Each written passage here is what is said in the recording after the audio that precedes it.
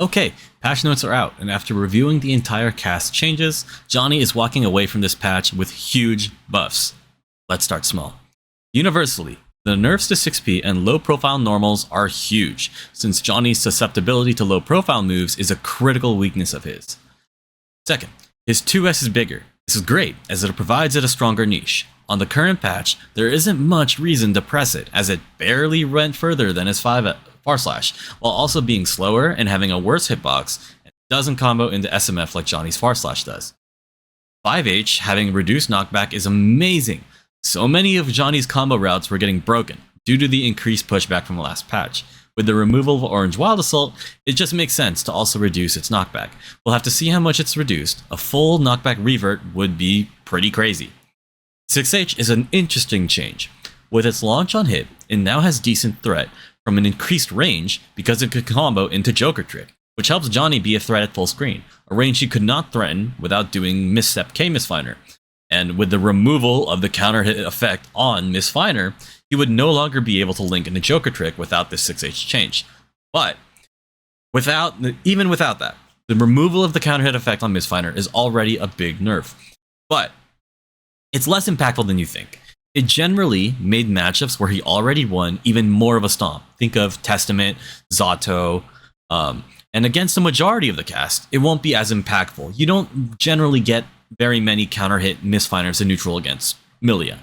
And the dash nerfs from last patch made getting Oki from counter hit K Misfiner not possible anyways. So it's a nerf for sure, but it's not world ending. The change to S-Deal is interesting. I can't think of an immediate use for it, but I'll experiment with it as much as I can. A full screen card set is very, very interesting, especially in what I can think of, like maybe the Axel matchup. That would be interesting to use. Now, for the two biggest changes that Johnny got, I'll talk about them both since they go hand in hand. His dash is now special cancelable. That is a big deal. Yes, he could already do specials out of a dash, but you needed tight execution to do anything that wasn't Dash Kara Deal or Vault, because those are simple, quarter circle forwards. To do a quarter circle back special, which are the majority of his specials, it is pretty difficult to do that in a dash jump Kara. So this change is going to be great. You'll be able to microspace your Misfiners in neutral. You'll have way more uses for Nsenga in neutral. It's going to be really interesting. We'll have to see how impactful this is, but more importantly, it's fun. I'm really excited.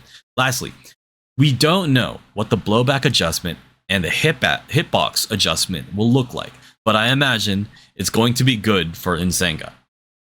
People are already joking that we're going to get clean hit Nsenga, and I don't fully agree with that, but it would be really funny. The changes I can speak about Nsenga were that they increase the active frames from 3 to 6, which makes it automatically catch backdash. How many of you even knew that Nsenga could be backdashed? I use it as a backdash catch, and the fact that it can be 6 frames now, amazing. That is an amazing change. The momentum buff means that a logical conclusion to draw from these two changes of the dash being special cancelable and Nsenga carrying more momentum is that the devs are encouraging Johnny players to do dashing Nsenga.